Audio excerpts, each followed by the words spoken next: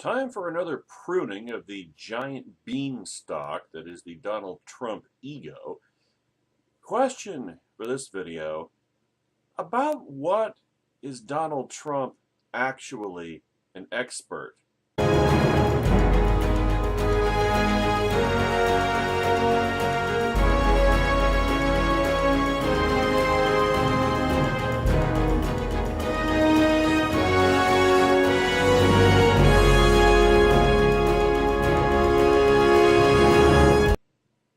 Jim Garrity brought up this question in his Morning Jolt e-newsletter yesterday. Now, Donald Trump's ability to carry forward losses under the tax code, see Megan McArdle for a good explanation of why this is not surprising, scandalous, or even bad policy, but is bad optics in a campaign in which both candidates, or both major parties, are enthusiastic practitioners of class warfare, is cited by the likes of Rudy Giuliani as evidence of his encyclopedic knowledge. This man's a genius. He knows how to operate the tax code to the benefit of the people he's serving. But that's ridiculous on its face. I mean, what does Trump always say? He'll hire the best people, and he never does. He hires the dregs of humanity, but the point is, he's always talking about what people he will hire. He doesn't do anything himself. He's a complete ignoramus. He gets people to do stuff for him, right? So the assertion is ludicrous on its face. But let's put aside that you don't operate a tax code like a piece of machinery. It's written down, and you, or in the case of Trump, you and your accountants and tax lawyers, either follow the rules or you don't. But does Trump have a masterful knowledge of the details of the tax code?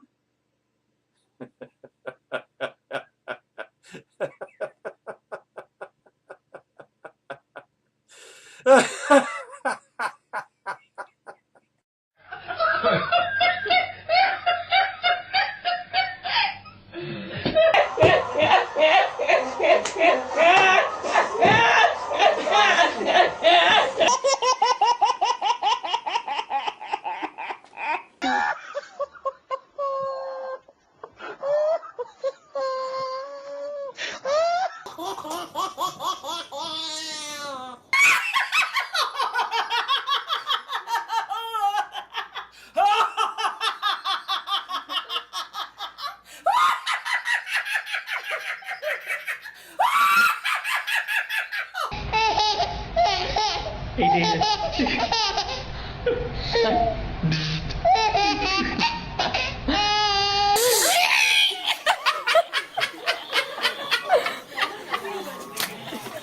Calm yourself. Oh my God, dude. Oh my God.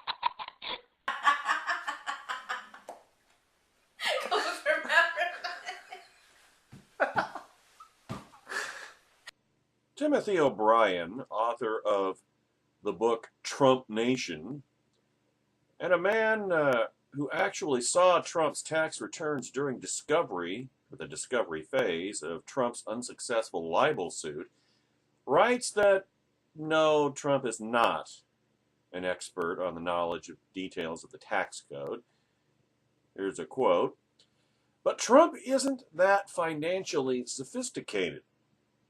In my interviews with him, he had trouble explaining such basic real estate concepts as, and I'm quoting here, cash flow.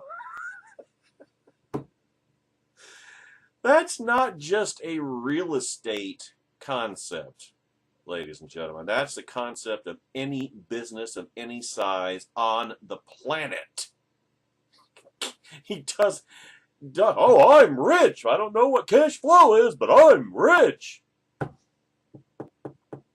Yeah, and other people's money, or borrowed money, which is more or less the same thing. And in the present campaign, Trump has dropped alarming howlers about how he might manage federal finances as president.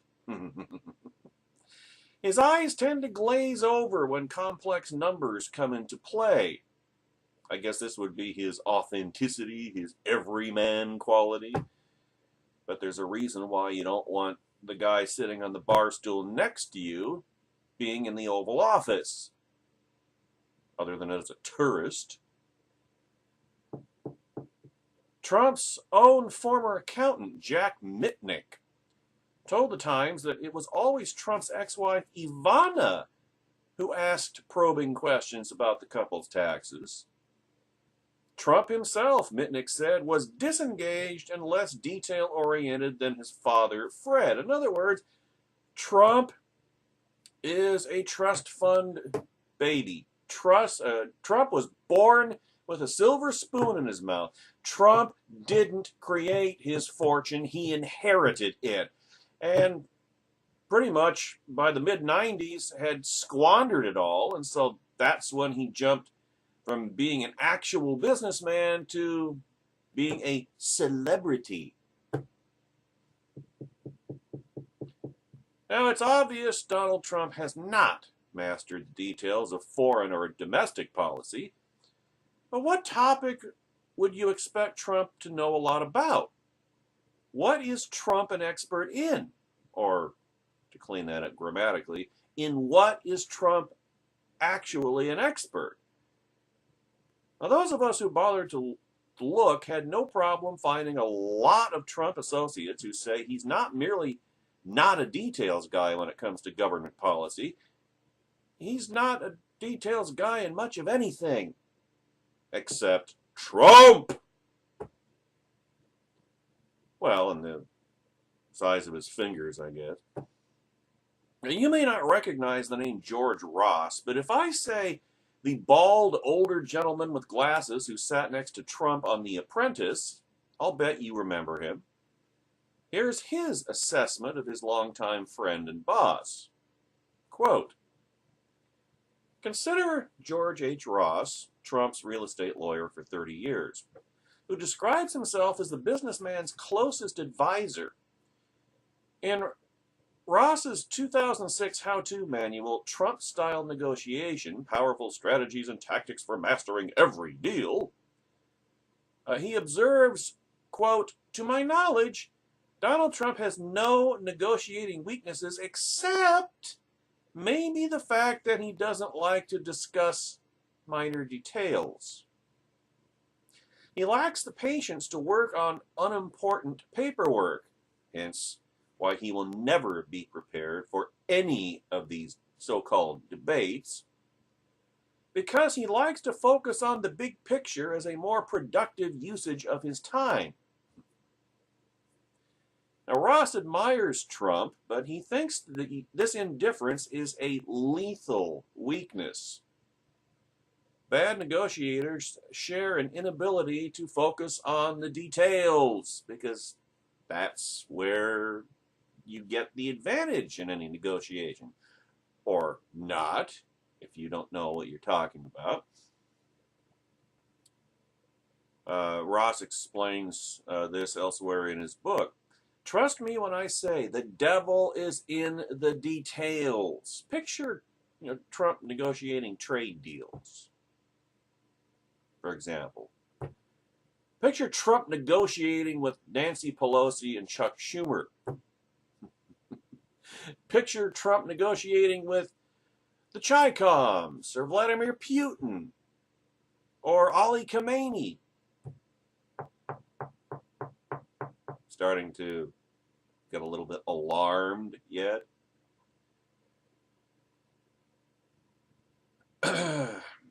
Then Ross adds, you want to be the expert on the topic under negotiation.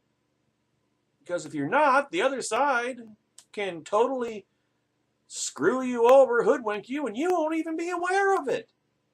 And understand, this is quite apart from Trump's little narcissistic personality disorder problem, which we're going to talk about in the next video.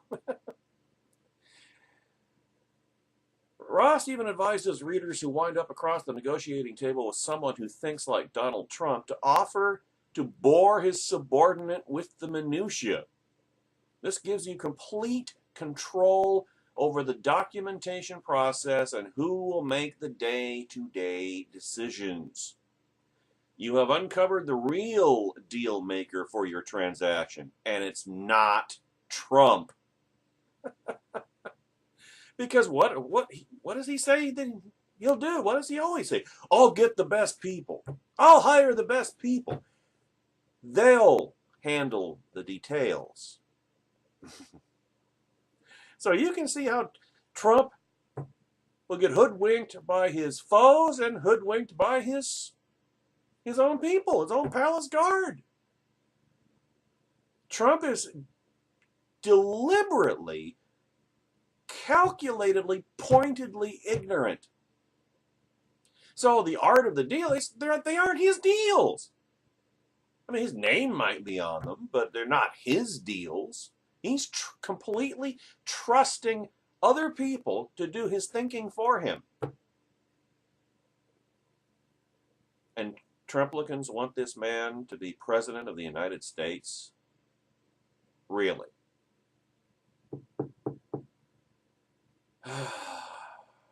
Well, I've shaken my head so many times in this campaign, it might be getting little arthritis spurs in my cervical vertebrae. Or let's take a look at Trumped, the inside story of the real Donald Trump, his cunning rise and spectacular fall. Written at the height of Trump's financial problems in the early 1990s. In other words, when he had pretty much pissed away his father's real estate empire and he made the switch to being a celebrity, a professional celebrity, the face of a brand full of garbage that nobody wanted to buy. Quote, we had discovered during the renovations at Trump Plaza that Donald's expertise in construction was nowhere near the level his reputation led us to expect. Now the Trump Castle's management was about to learn the same lesson. And his attention span was so limited that it was impossible to discuss problems with him in any detail. Remember Donald Trump, the poster boy for attention deficit disorder? Nor did he anticipate them on his own. He never got involved to that degree. Ignorance, sloth, lazy, mentally and physically. You know what Trump's job is? Being rich and telling everyone about it. That's his job. And, of course, not releasing any of his tax returns that might prove that he's not as rich as he's claiming to be.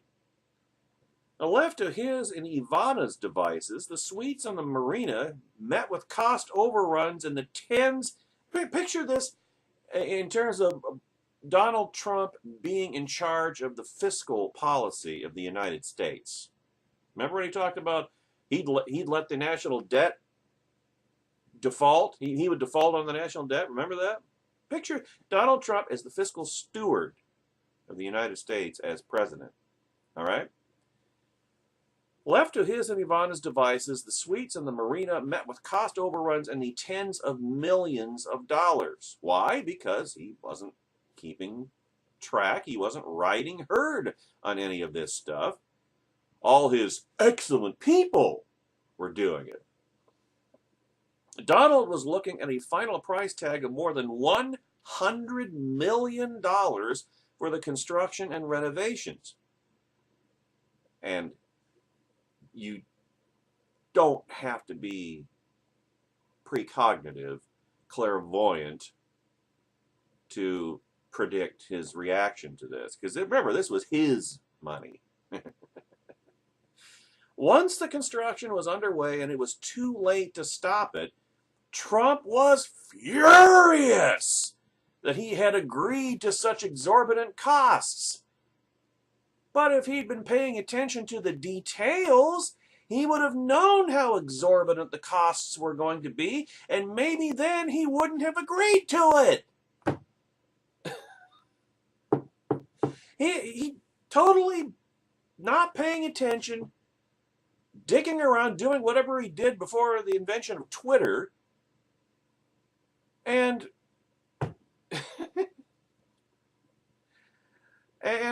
not paying attention. All this happens. He's totally unaware of it. Then he gets stuck with the bill, and it's like, ah! Well, if you've been paying attention in the first place, you really want Trumplicans, this man, to be in charge of American fiscal policy? You want this guy negotiating with Nancy Pelosi and Chuck Schumer? Oh, God. So, and what did Trump do? What did Trump do, folks? He blamed Ivana. He blamed his wife. Remember that expression, when she ain't happy, you ain't happy? No. In fact, a direct quote from Trump regarding Ivana in this episode was, and I'm quoting here, not my words, Donald Trump's words, "Motherfucking her all the time. I can't believe she's so fucking stupid." Close quote. Ivana was stupid. She's the one that showed any curiosity about any of this. He didn't, and yet who is he blaming? His wife. He's blaming someone else. Always someone else to blame. Nothing's ever his fault. Sounds like Barack Obama, doesn't it? Sounds like Hillary Clinton, doesn't it? And Trump is absolutely no different.